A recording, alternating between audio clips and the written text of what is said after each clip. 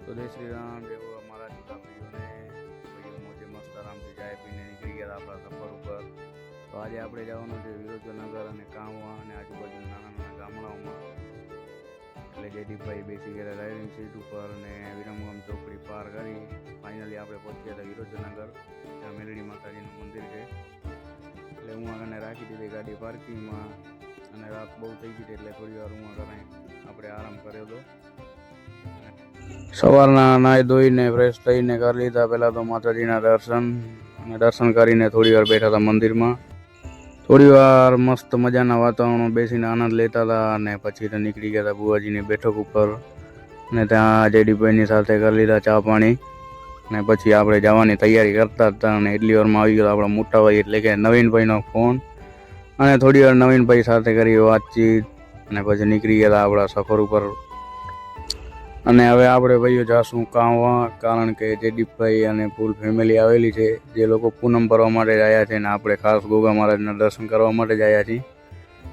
એટલે પછી ગોગા મહારાજના દર્શન કરીને થોડી વાર ચા પાણી પી ને આગળ નીકળી ગયા હતા. એટલે હવે આપણે જવાનું છે મેણા, જે ગામ લગભગ નામ એ જ છે, આપણે પ્રોપર નામ આવડતું નથી.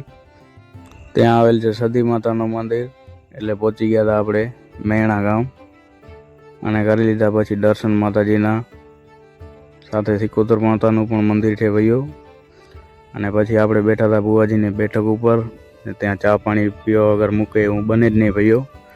એટલે જયદીપભાઈ સાથે બેસીને આપણે ચા પાણી પી લીધા અને પછી આપણે બુવાજી લઈ ગયા હતા એમના ઘરે.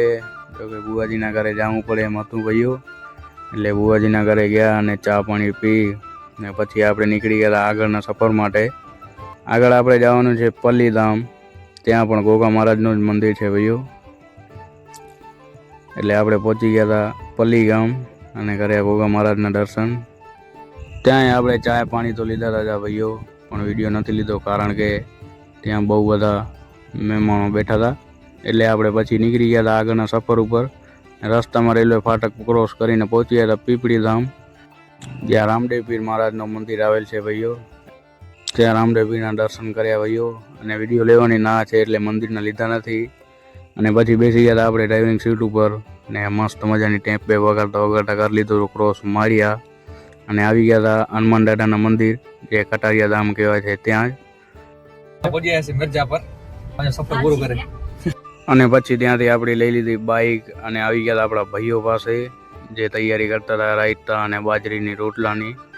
એમના દાતાર આપણા જગાભાઈ છે. તો મળશું નવા વ્લોગમાં, ત્યાં સુધી બધા ભાઈઓને જય ગોગા મહારાજ.